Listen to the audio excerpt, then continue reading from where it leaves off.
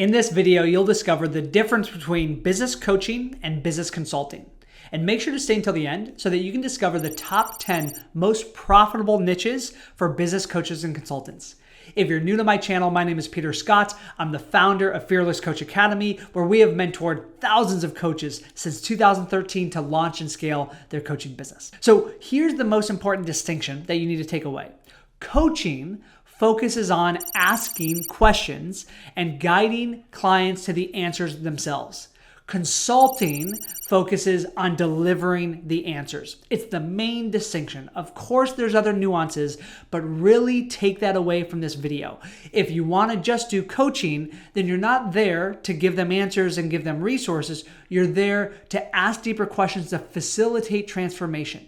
If you're there for consulting, then instead you're there, of course, to share resources, to give answers, to provide playbooks and checklists and all those things that they can go implement. So the way I think about it is that coaching is focused more on transformation and consulting is focused more on implementation.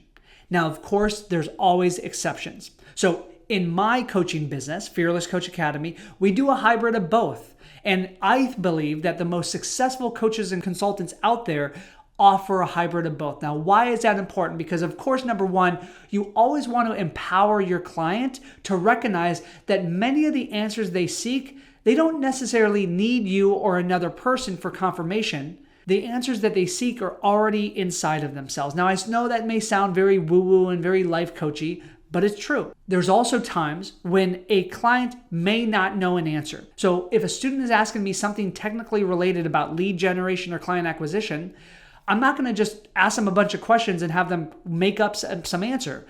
I'm going to ask them to facilitate ownership and transformation so that they take responsibility, but I'm also going to give them a tool. I'm going to give them an answer if that's what they need. So I think that the most effective coaches and consultants out there offer a hybrid of both.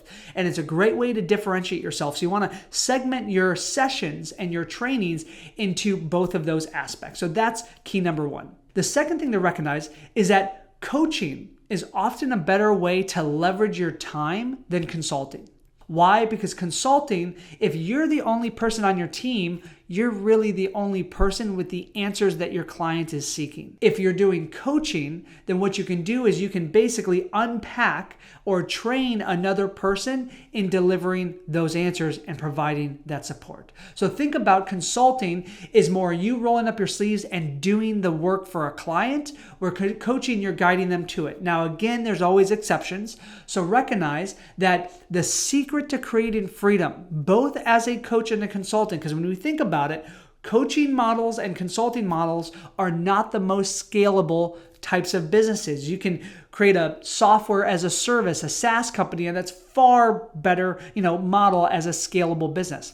With that said, the secret to scaling a coaching and consulting business is to unpack your IP, unpack your intellectual property, take all of the knowledge and the experience and the expertise that you have in your mind and your heart, the stuff that you give access to during your coaching sessions, unpack it, and then package it into a curriculum where there's training modules, there's templates, there's scripts, there's resources, there's playbooks that you offer. Now, a student is not only getting access to your wealth of knowledge on a coaching session, whether it's one-on-one or group, but they're also getting access to these resources that they and their team can use. It's a great way to clone yourself and scale the business so that your clients get value from you without having to have a one-on-one call every day. Check out a couple of my other videos on my channel where I talk about the different coaching models, from one-on-one to group to online courses to licensing your IP. This is what I'm referring to there. Also recognize that consulting generally commands a higher compensation because you're actually doing the work and it's more demanding of your time. And then lastly, just know that there's no right answer here. It's so easy to get caught into the nuances of, am I a coach or am I a consultant? And at the end of the day, no one really cares what you call yourself. Your prospects do not care. What they care about is, can you solve their problem? So I hope this inspires you to recognize that, okay, are you more of a coach or a consultant or a hybrid approach? But at the end of the day, you don't want to lead with telling people that you're a business coach or a business consultant. You instead want to use your magnetic message. You want to talk about the person that you serve, the problem that you solve, and the promise that you make. And I have plenty of other videos where you can learn that framework, but that's really, really critical. It makes me think actually of a client named Neil Livingstone, one of my past clients who was a business consultant in Australia. Now, Neil was already quite successful. He had about a $500,000 $500,000 a year consulting practice, but he was only doing consulting. He was doing basically fractional CFO work. He'd go in and kind of be a fractional CFO. And although those clients were happy and he was making some money from it, he had no freedom. It wasn't until we taught him how to unpack his IP that he started to take this hybrid approach of coaching and consulting. And he, yes, invested more time in the beginning to create this whole curriculum and this library of tools and resources for his clients, but now every future client didn't need his time for answers. They had access to his curriculum. And over time, he started to build coaches on his team who could free up his time to only work on the highest ticket clients. So just know that that's the possibility for you. If you want to hear more of Neil's story, just click up here in the corner and check it out. It's a really, really inspiring story.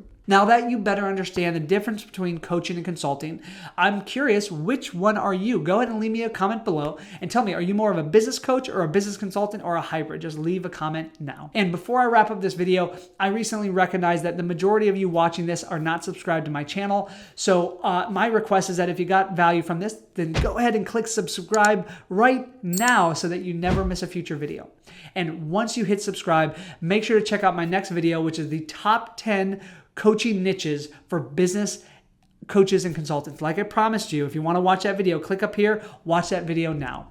My name is Peter Scott, reminding you to be here, act now, and fear less.